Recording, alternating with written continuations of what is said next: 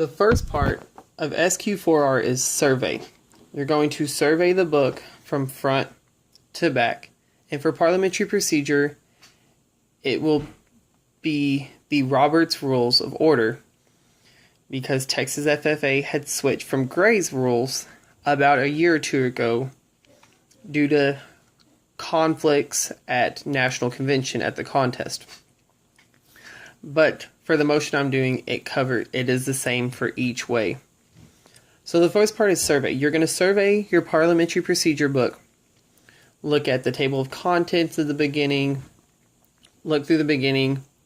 Skim through. You're going to find headings and such. Then you're going to look through the back and find the index and the glossary. And just get a feel for the book. Now the Q stands for question. You're going to take a heading and make it into the question. So the heading I chose would be main motion. So you would turn main motion into a question, such as, what vote does a main motion require? Now the first R stands for read. You're going to read under that heading and find things like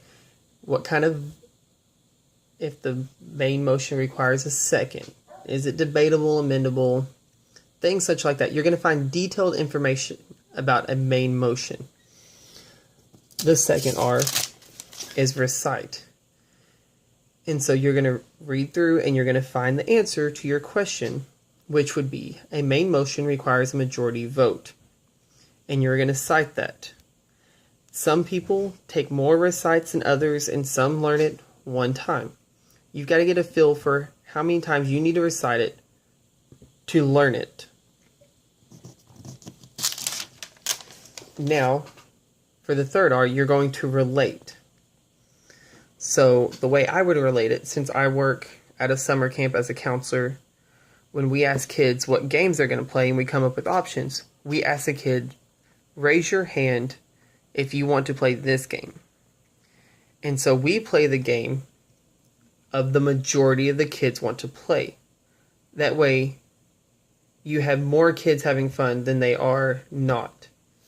So that's how I always thought about it. Or maybe elementary school, when you all voted and you took a majority vote of what game you wanted to play in gym or recess. And the final R is going to be review. And during the review, you take down notes about things such as your main motion. Things such as, does it require a second? Can it be amendable, debatable? Can you interrupt someone with the main motion? When can it be presented? You're going to write the details down of what you think is necessary to know about a main motion.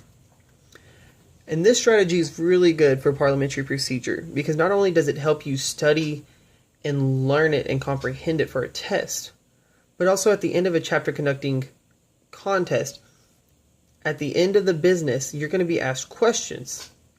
So if you can genuinely understand things about a main motion, remembering the questions word for word is easier because you already know the information. And like I said, this is one of the best study strategies for any content area. You sit down and you read all of the information. Not only you read it, you recite it, and then you relate it to what you previously know. And then you go back and review it just to make sure you know it.